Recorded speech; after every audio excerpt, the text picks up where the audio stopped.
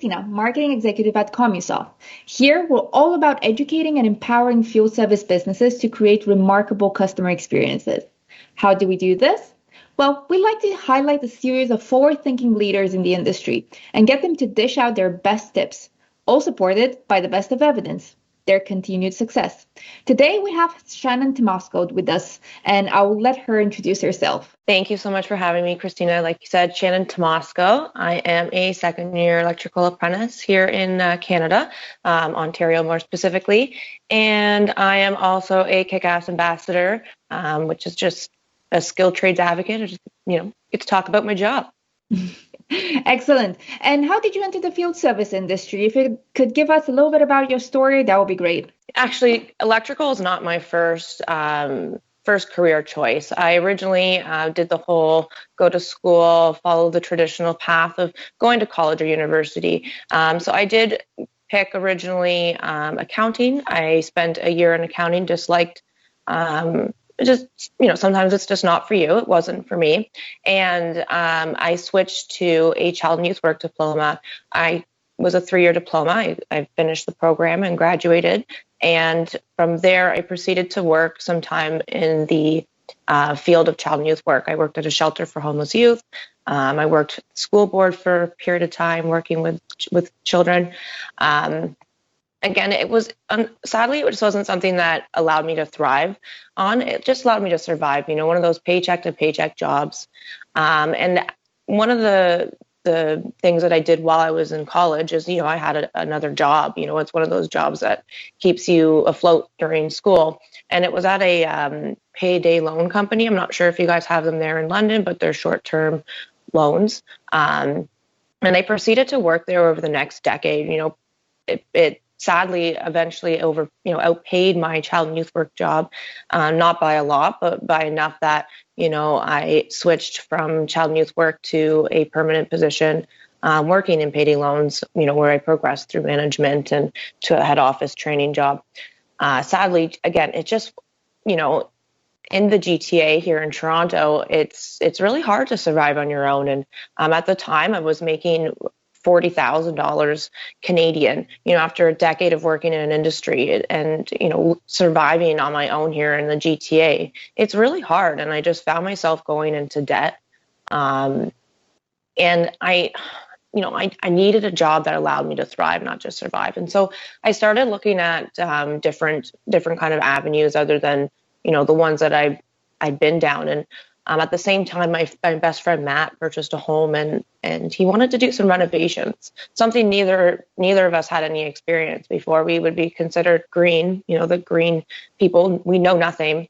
And, sure enough, the very next day we started pulling out the kitchen and the bathroom. And it was through those kind of experiences working with my hands that I discovered that I enjoyed it. I thought, after working a day with my best friend, I think I could do this as a job. And so I started researching different, programs and avenues available to women, because there are a lot of different programs here in Canada through the YWCA and different, you research them, you can find those lots that help transition women into the skilled trades, because we are so few. And so I found one through the YWCA Hamilton here and it wasn't for electrical, it was actually for machining. I had no idea what a machinist was, but I knew that I needed something to put on my resume because, again, that very green person, I had no industry experience. So I applied for this program and I got in. I completed the program, and from that, I did have a co-op. The co-op, they didn't hire at the end of the co-op. It was a 6-month co-op. And so I started a job hunt at that point. And I found myself applying to job after job with no callbacks, no interviews.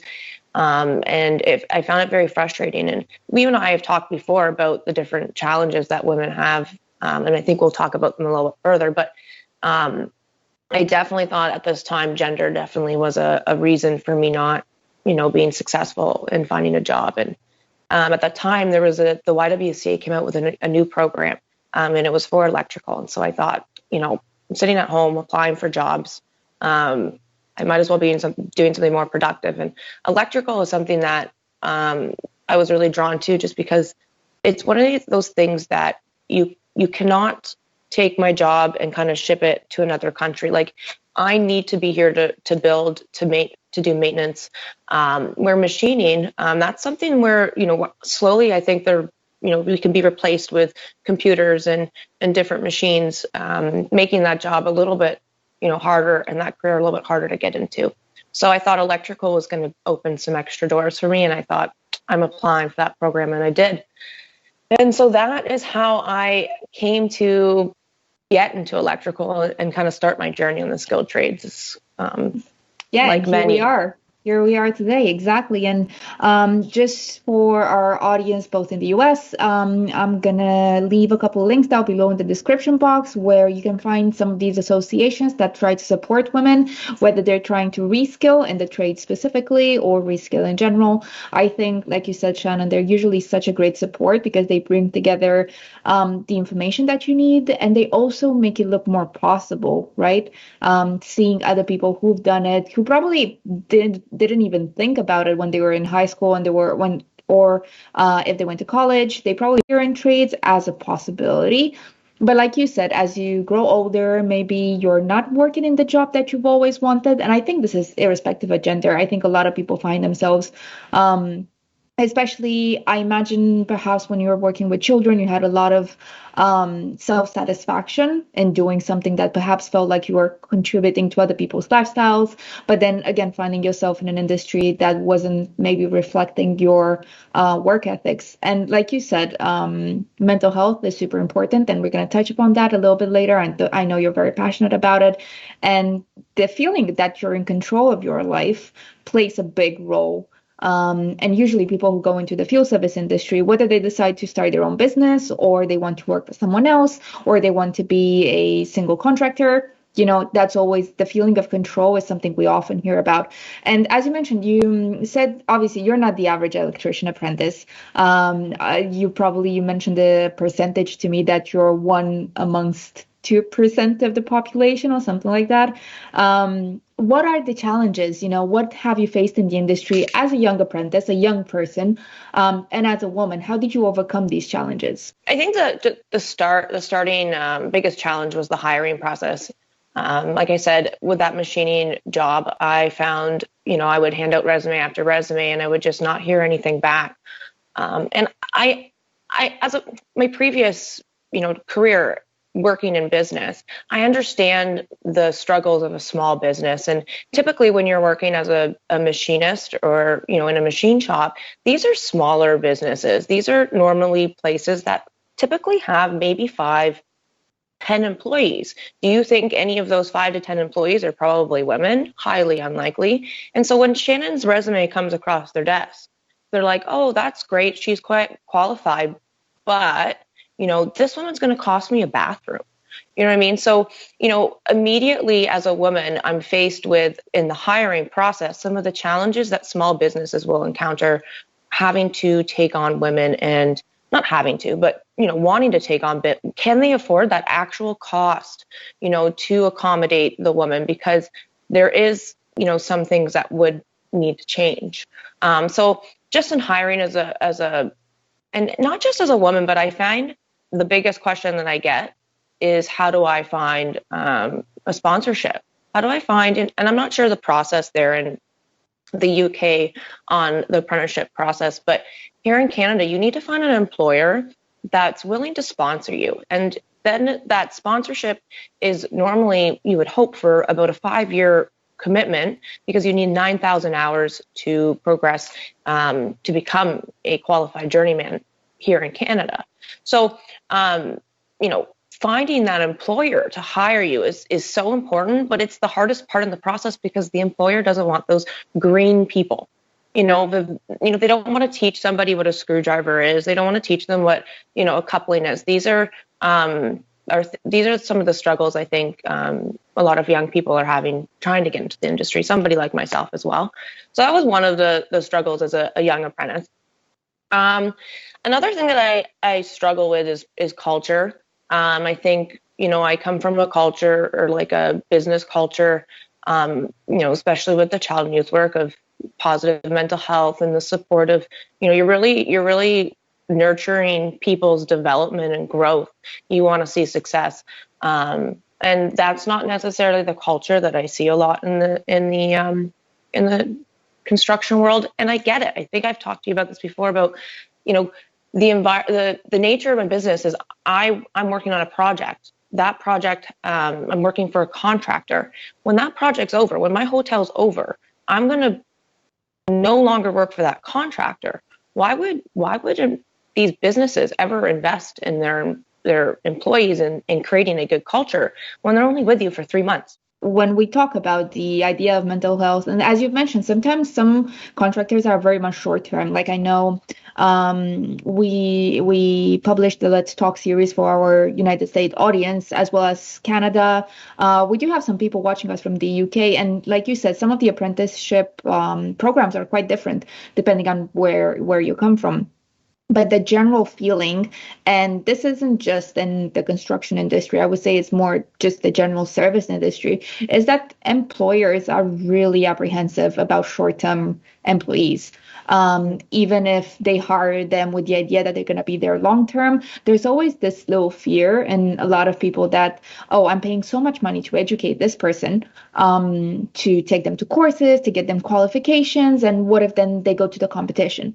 But at the same time, I think this is something that reflects on the company, and it's what we've heard some really good success stories of people with a lot of employees that have been there for 2, 3 more years. It's also about how much the company's willing to invest in people.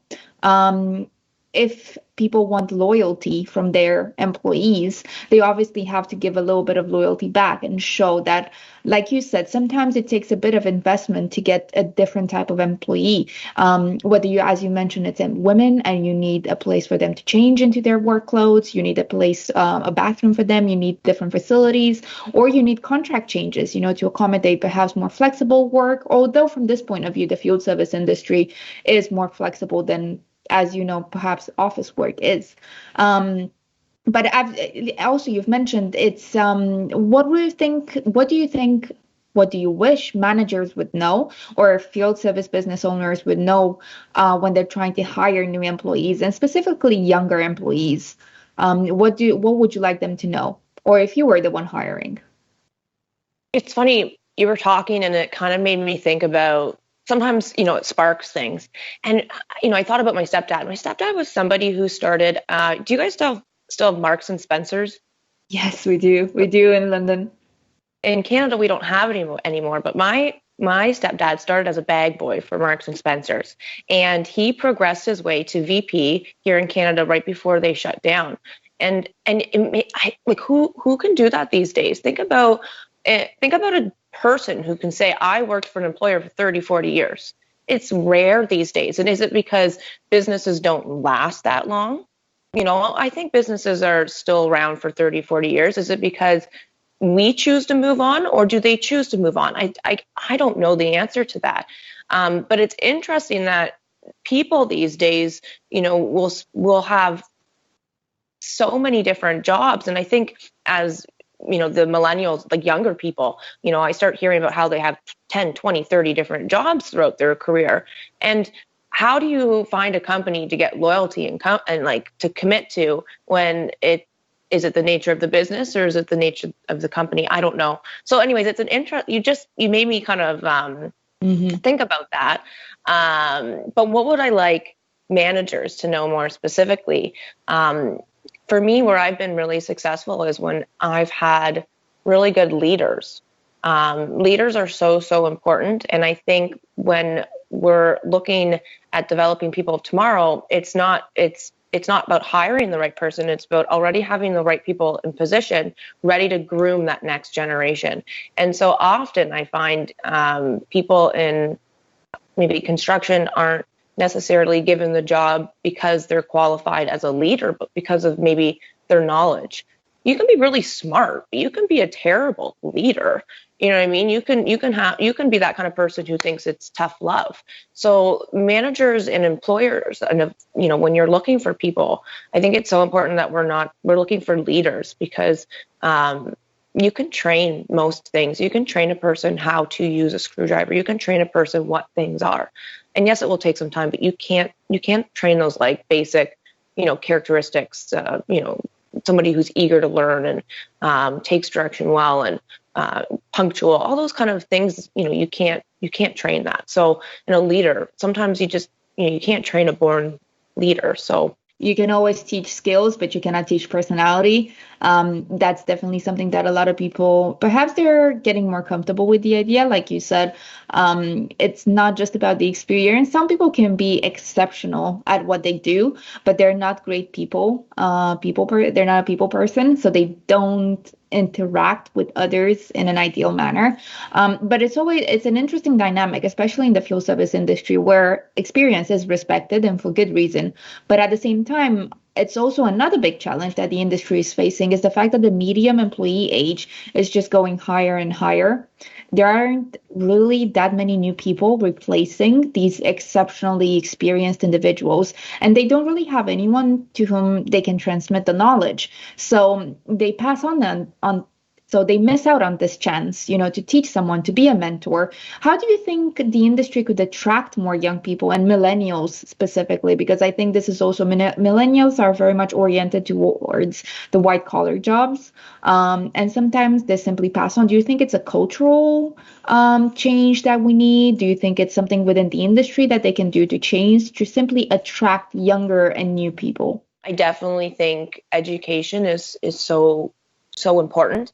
I think that young people have a misunderstanding about what the skilled trades is and what it can offer, and partially because the generations that are mentoring us, our parents and our grandparents, they come from a place where the skilled trades was particularly maybe a little more dangerous than it was now, and so the young people, unless our schools are saying differently and educating young people, and I don't think there's enough talk about it in schools, then the only information they're hearing about is society, where society still has this idea that it's a dangerous place. And so I often, when I'm talking to young people, I will compare a female-dominated trade and a predominantly male trade. And so if you take a look at electrician and a nurse, if you take a look at those two professions, if you want to look at safety, both of them present a different safety risk.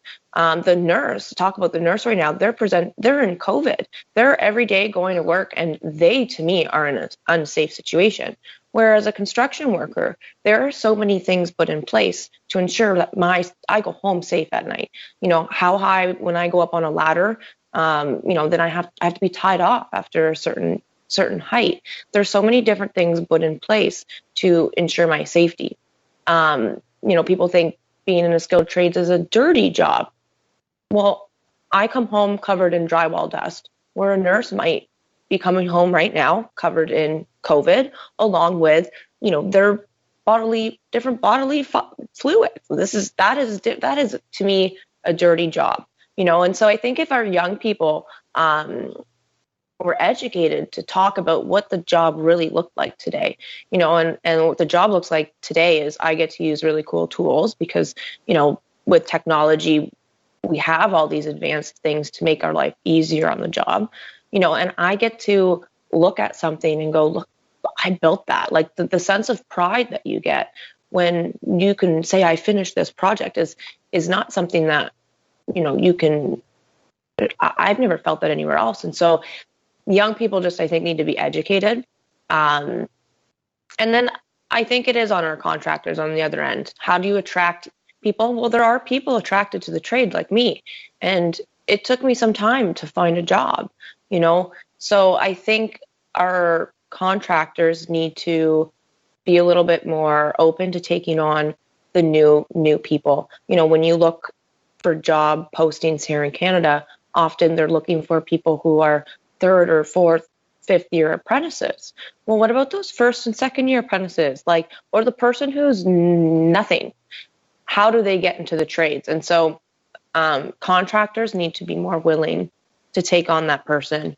I know it costs money, but if you nurture a good employee and you give them that leadership, a good employee will be with you for a long time. So yes, it's a risk. It's a risk that you take with every single hire you make. It's going to cost you money, whether it's someone who's very experienced or whether it's a green person. At the end of the day, a bad hire can be very costly. Doesn't matter how long they've been in the business. If they don't fit the company, if they're not willing to learn, which is possibly one of the worst things you can have as a manager or as a business owner, to have someone that doesn't want to learn, that they already think they know everything. That's not somebody you can actually manage.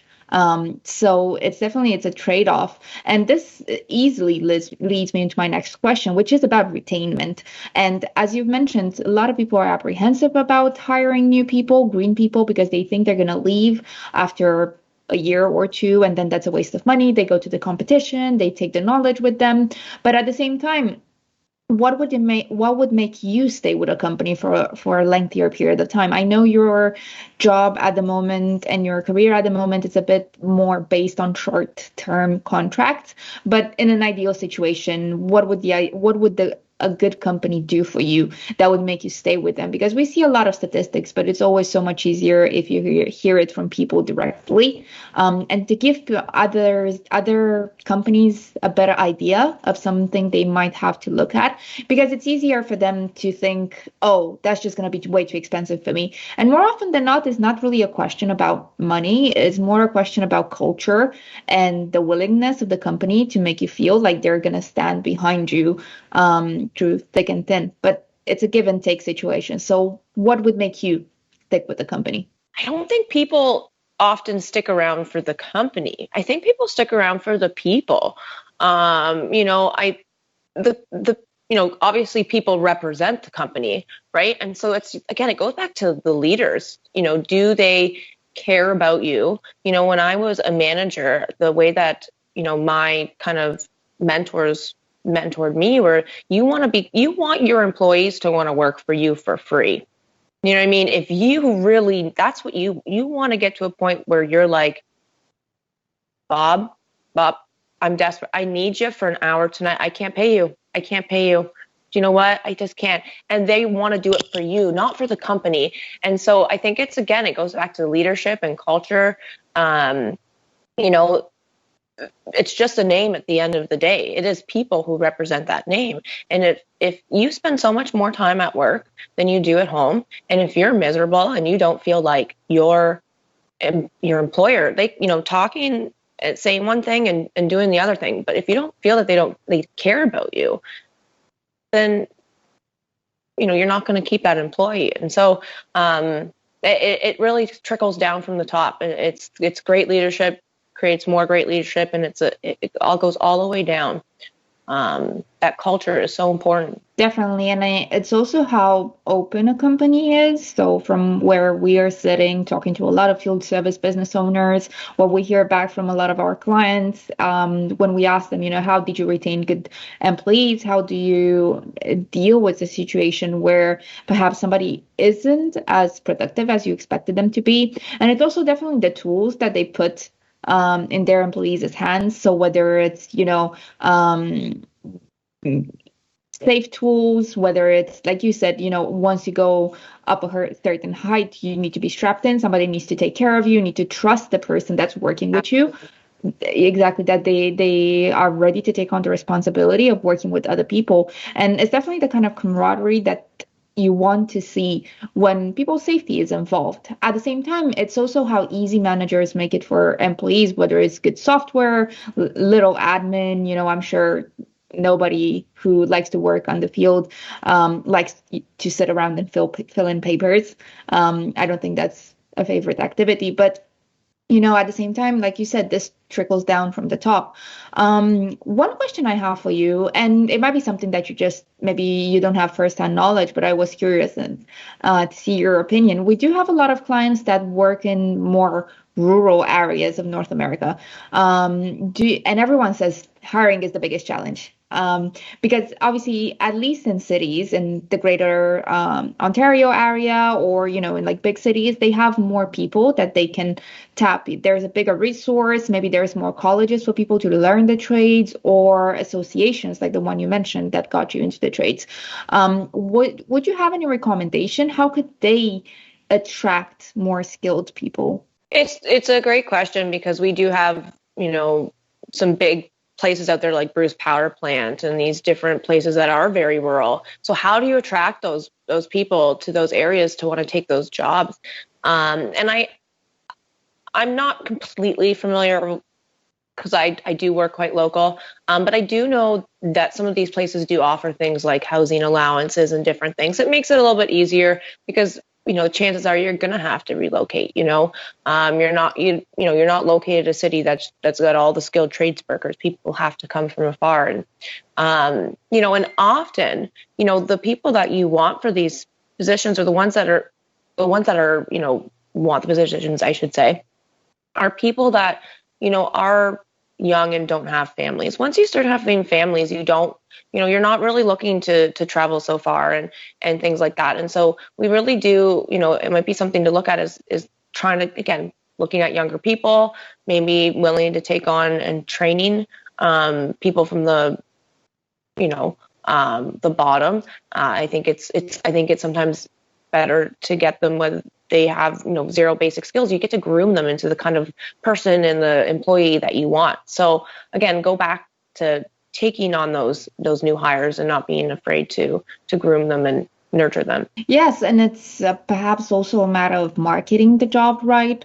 Like you said, you could look at a housing allowance. You could look at people who are perhaps more willing to move outside of a big city. I think that's something on a lot of people's minds, especially post-pandemic, after we've been sort of cooped up in our big cities, but with little tiny spaces. And a lot of people have started migrating more towards rural areas. And that could be, again, it might be people who are working remotely, but it also might be people who are looking at reskilling, or women getting back into the workforce after having children. That's also something that it could be a new market to tap into. And I'm not saying this is going to be easy, of course not. But at the end of the day, there will come a time, as we've talked about a bit earlier, when the workforce will be aging, and there really won't be that many people, which will obviously drive prices higher and higher. So paying people when you have a shortage of employees, obviously that costs more. So it could actually be a bit of an investment now that saves you a lot of money in the future. Absolutely. That's also a different way of thinking about it. And getting back to, the costs that are associated with hiring people. And do you think there are any risks, or perhaps something that people haven't thought about when it comes to diversifying your workforce? So I'm sure a lot of people are asking themselves, even if it's just brainstorming, okay, maybe it would be a good idea to take some women on. What do you think are some exact costs, like you've seen in the industry, that people have to cover when they hire more women or younger people? What do you think about it? Looking at my current situation, I don't, what costs have been added since I've been joined this work site, because I am one of the only few females. And they have to buy me smaller gloves. The truth is like women, for the most part, don't, depending on the job, we don't really cost that much to accommodate us, especially if the sites are like I am, where I'm, building something and then that's going to be finished and I'm going to go to the next site. It's not a kind of a shop that's in one place. If it's a shop in one place, normally there might be some additional costs. We talked about bathrooms. We talked about maybe you're going to have to rewrite some policies and procedures. You're going to have to, revisit that kind of stuff. But for the most part, it's not like you're inviting in a different species of, we're just women. And we would like different bathrooms. This is nice, but I think what you're going to get as a benefit outweighs the cost that we might associate with, because, I talk about this book I read. It's called Half the Sky. It talks about women's oppression around the world, and it goes to different countries. In some countries, they still leave they're women at home to take care of the family. And when you look at resources for a country, like let's go big resources, a country's got trees, a country's got oil. Well, a country also has IQ. That's a resource. And when you leave half of your resources at home to take all that brilliance and just, raise some more brilliant children, they could be benefiting your country. You know what I mean? They can be making changes to your companies, so we offer women in general, I think, we have a benefit to us that the cost that it might be to have us on board is minute compared to what we can offer. Do you think there's also a cultural benefit to having more women in the company? So a company cultural benefit. I mean, the same way we mentioned, there has to be a bit of a change in culture when it comes to hiring and retaining young talent. Do you think having more women in the workforce has a positive or a neutral or a negative impact on the culture of a company? Where do you stand on that? Culturally, women can give so much more to a workforce. I think about women and men. I go back to, basics, really the human basics of us. We're still animals at, our basics. Men are the hunters, typically. Women are the gatherers. And so men would have to go sit out in the field and look for deer for 8 hours. That's their shift. It's a very boring shift. Focus. Boop. Women are at home being like, multitasking, making sure that the children are fed, the, berries are picked, the, all of those kinds of making sure the in-laws are fed. These are the basic skills that we needed. And over time, over the thousands of years, those basic skills are still there and they've evolved. Women tend to be a little bit more organized, a little bit more better at delegating, where men tend to be a little bit better at being able to focus and turning off maybe the things they have going on at home to focus on that deer that they're looking for.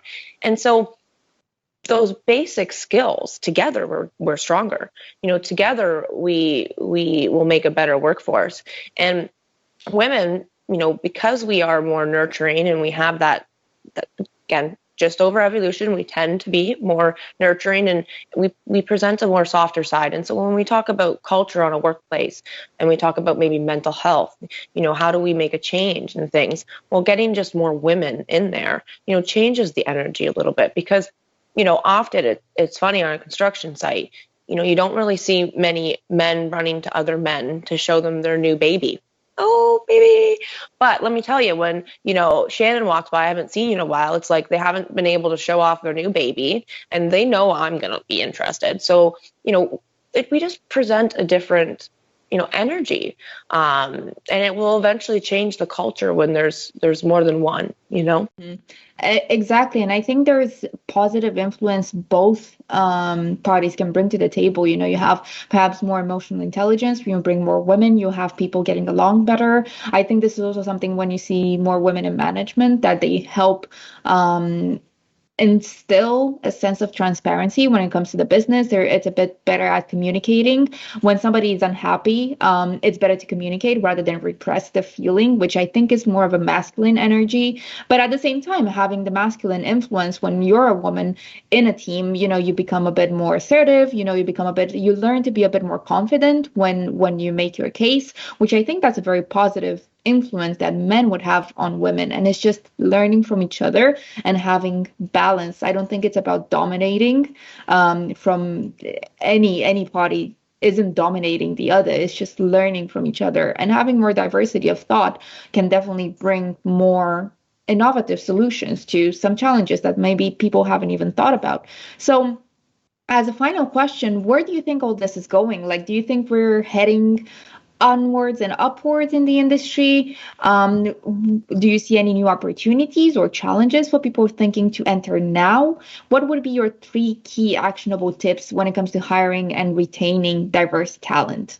Where do I think the industry is going to go in the next 6 to 12 months? I think change takes time, especially in construction.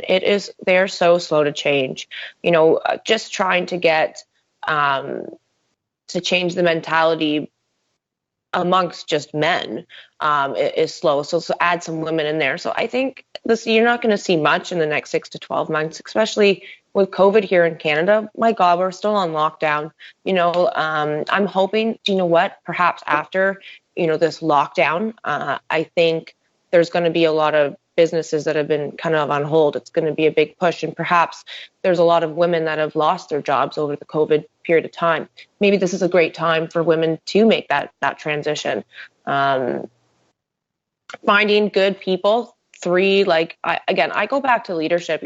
You can train anything. You can train them to use a hammer. You can train you want obviously someone who's going to have some basic, intelligence, but you want those characteristics that you cannot train. The someone who's personable, somebody who's got the good communication skills, somebody who's punctual, eager to learn, all those kinds of things. And so when you're hiring, don't look at necessarily the gender. Take a look at what kind of character they are, because you can train. If they can't necessarily lift something, there's different ways around it. And I'm finding, especially now with the aging workforce, I'm working with gentlemen that are 50, 60 years of age. They look at me and they're like, Shannon, I ain't lifting that. No. And it's not because they know that they need to take care of their body now. You know what I mean? And that's important too. So we're par, you know what I mean? So it's not about gender. It's about skills, and women can definitely make a difference. Yeah, it's a big reason why somebody's resume isn't going to tell you everything you need to know about them. It's obviously going to tell you what school they went to, what kind of specialty they have, what kind of companies they worked for. But that's where interviews really come in handy. And it's something that perhaps sometimes gets glossed over in the field service industry, where it's more about the experience you bring to the table. Of course, you don't have to be the most charismatic, interesting, fascinating person, but at the same time, it's better to work with nice people. And we have a really good article. I'm going to put it in the description box of this video, where we highlight a couple of questions that might be useful to ask someone in an interview to find out more about their personality.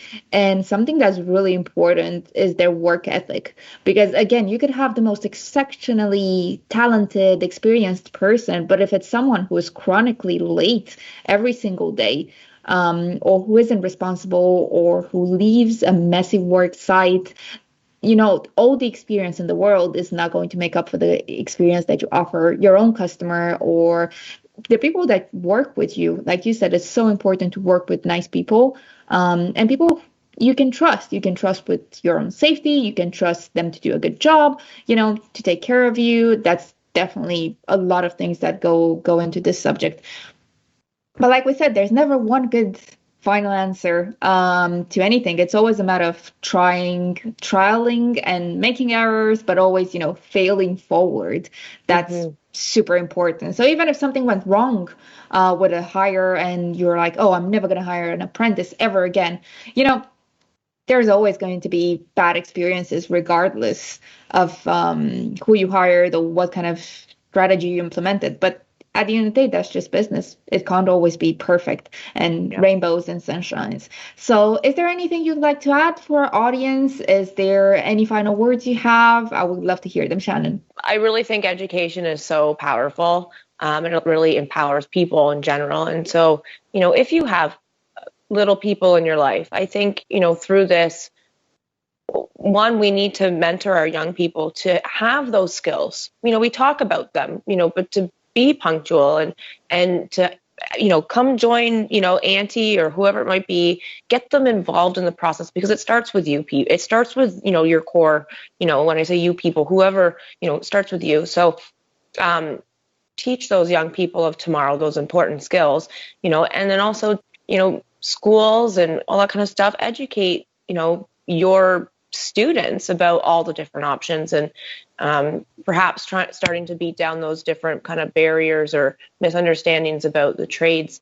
You'll naturally get a bigger interest towards the skilled trades. We definitely need to start younger to kind of make a difference, And there you have it, folks. Shannon Tymosko today. She has helped us understand a lot more about what it means to hire more women, hire more young people. It's about education. It's about company culture. It's about being a nice person at the end of the day. And understanding that people are ready for the challenge, but somebody has to put the challenge out there to them. And it takes effort from both sides. But at the same time, the more we learn, the better we know how to do these things. Thank you very much for today, Shannon. Thank you very much so much for having me. And I hope you guys are going to keep watching. Don't forget to subscribe to our channel. I'm Christina, marketing executive at Commusoft, and thank you for watching Let's Talk. See you next time.